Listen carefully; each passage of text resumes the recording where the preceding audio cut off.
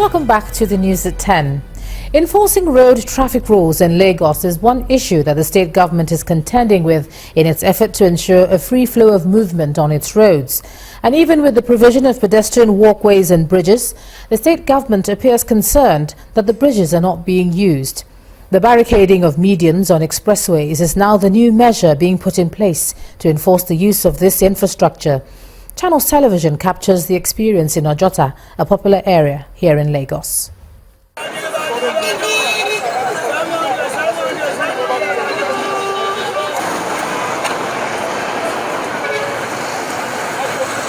long queue of pedestrians walking to make use of a footbridge provided by the Lagos State Government at the Ojota access on the Ikorodu Expressway.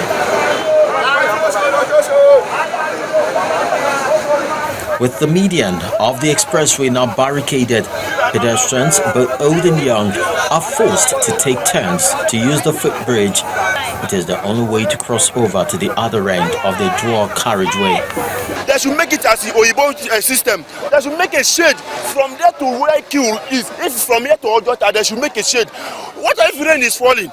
According to the state government, the barricade is provided to encourage the use of the footbridge and reduce accidents associated with crossing the expressway. Experience has revealed that people are knocked down, killed on the average about 2 per week.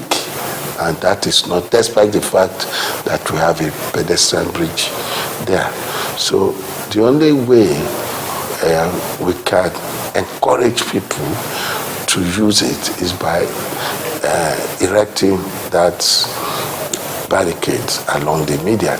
While some are in support of this enforcement measure, others believe the infrastructure on ground is not enough to accommodate the large number of pedestrians in the area. The one we have here is very narrow, and Lagos is overpopulated, whereby people rushing to work in the morning, they get to their offices late. If by this time of the day, the queue is as long towards Ogudu Street, down there, then people will spend hours just to cross over, and the aim is already defeated because time is money in Lagos. This enforcement measure, which has been effected on other major roads across the state, may be adjudged to right. However, adequate road infrastructure like the footbridge is necessary to ease the pains of residents in a city where population seems to be growing astronomically. Now, less than 1 week after students of the University of Lagos took to the streets in protest against the scarcity of water and power, students of the Benue State University, as well as those of the University of Port Harcourt in the River State capital, are carrying out protests of their own. The Uniport students are protesting against the increase in tuition. The students are also accusing the school authorities of deliberately ignoring the problems confronting them, and they claim that a male student was killed during the protest. The students' union activities and all their affiliate bodies have also been suspended with immediate effect. Protesting students of Benue State University, Makurdi, at the entrance of the school campus. The protest spills into the highway and vehicles are denied passage for over 30 minutes. The students are demanding a downward review of school fees and conditional charges. The Vice Chancellor invited the Student Union ISCO for a brief. And when we were there, he told us about the increment and introduction of new conditional charges in the university. In respect to what he told us, for law students, the charges amounted to 135,000. This is aside from the school fees. And we now said no. Our parents are finding it very difficult to pay our school fees. Fulanis are sending us away from the farms. Salaries are not being paid. So now, since they have refused to negotiate the terms with us, we are calling for a total withdrawal of the charges. Hours later, the university's management, led by the Deputy Vice Chancellor, arrives at the scene, pleading with the students for dialogue. The Vice Chancellor has traveled. We thought that the best way for us, members of management remaining, the best way for us to know what issues are still outstanding is for your union ESCO and the other members that they may choose to come Parliament to come and brief us so that we will know exactly what is still outstanding. It's a similar situation in Rivers State. The students of University of Port Harcourt lay siege to the school premises, barricading the Choba end of the east-west road amidst security presence.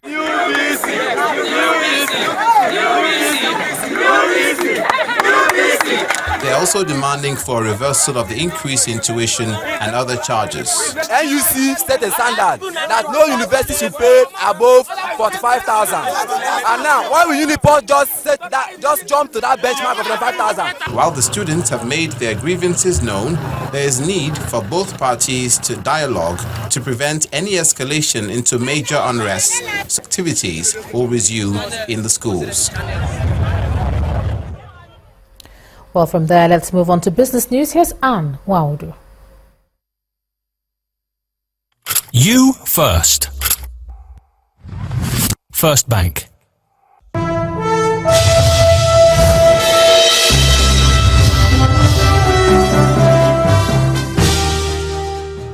Welcome to Business News. The World Bank has listed Nigeria, South Africa and Angola as sub-Saharan powerhouses that will drive economic activity next year. The bank has also projected overall growth for the region to pick up to 4.5% in 2017 to the 2018 period. Now, Nigeria and Angola are the continent's top two crude oil exporters whose economies have suffered as a result of sharply lower crude prices since 2015.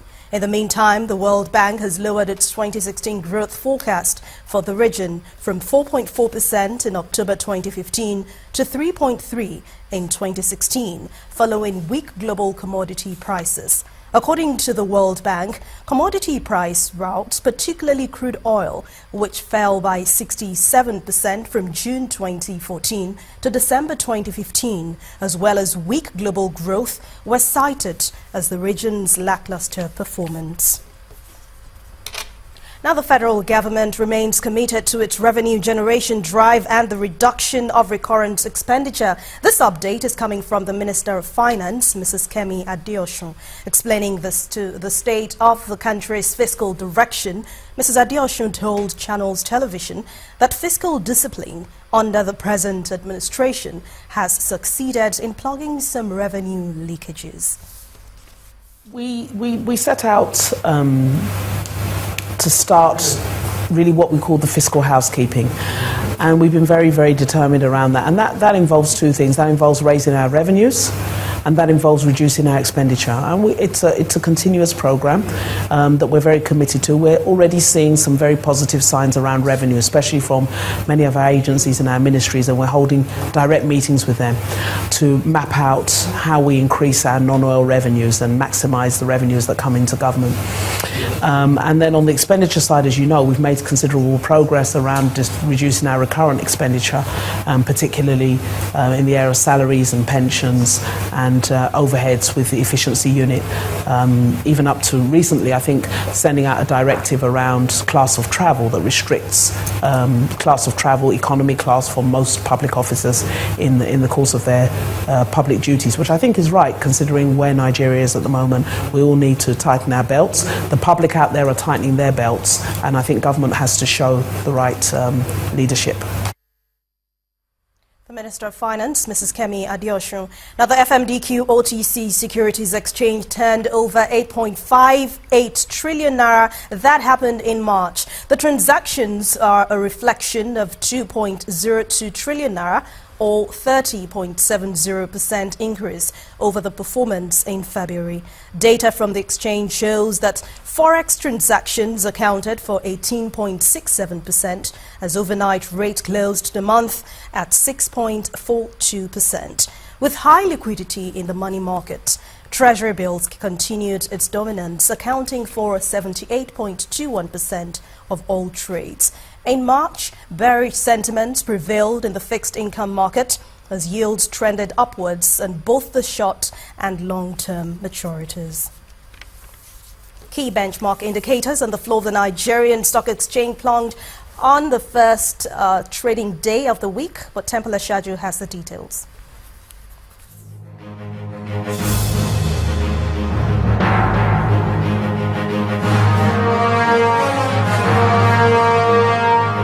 Hello and welcome to Stock Market Reports. Thank you for joining in. Transaction volume closed at 225.2 million shares, valued at 750.2 million naira in 3,058 deals. The all-share index succumbed to profit-taking and bargain hunting as investors shaved up 2.68%, closing at 24,649.39. Market breadth was low as there were 14 gainers compared to 20 price losers. Cavatin topped the advances list with 4.86%. It was followed by Mansard Insurance and Nascon with 4.84% and 4.79% each. On the laggard list, Nigeria German Chemical lost 9.72%, while Union Bank and Fitsin dropped 9.64% and 9.40% from their share prices. On the top trades chart, Equity Assurance recorded the highest units of shares of 44.9 million units. And that does the stock market report for this Monday. I'm Temple Ashaju. Thanks a lot, Temple. And the mixed sentiment continued in markets across the globe on the first trading day of the week. Let's see those figures now.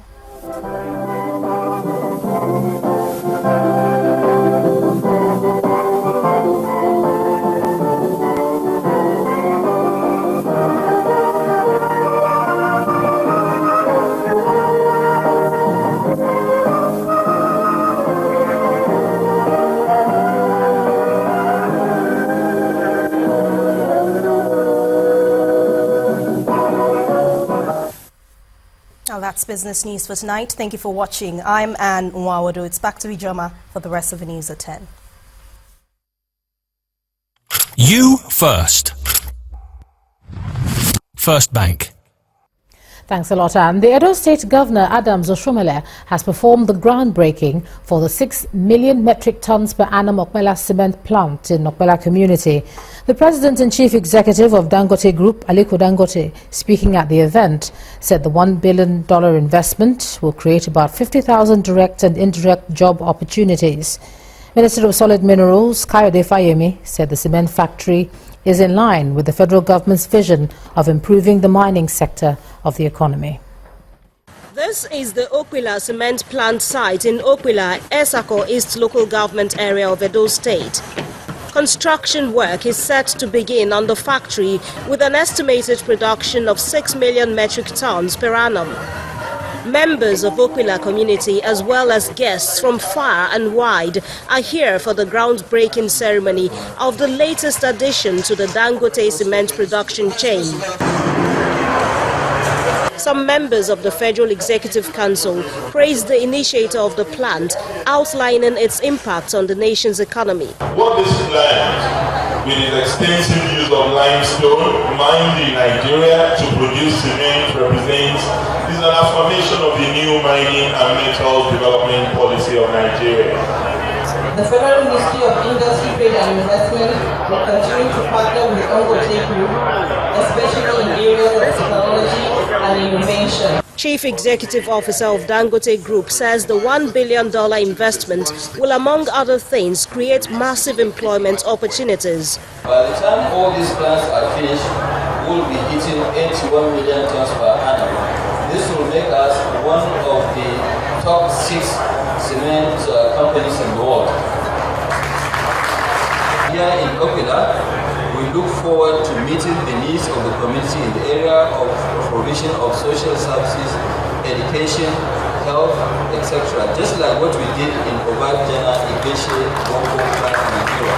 Governor Adams Oshiomhole in his address discloses that the Okpela cement plant is the biggest investment his administration has enjoyed. We then recognize that the plant that is being set up, for which we are doing the groundbreaking ceremony today, is worth over $1 billion.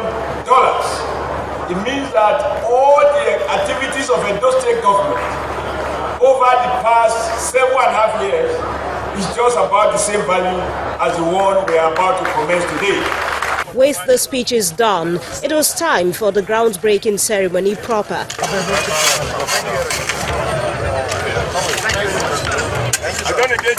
Another gathering is expected within 26 months when the commissioning of the Okwila Cement plant is to take place. Still ahead on the news at 10, FIFA expels Equatorial Guinea women's team from the 2020 Olympic qualifiers for using falsified documents. That'll be on sports. Just stay with us.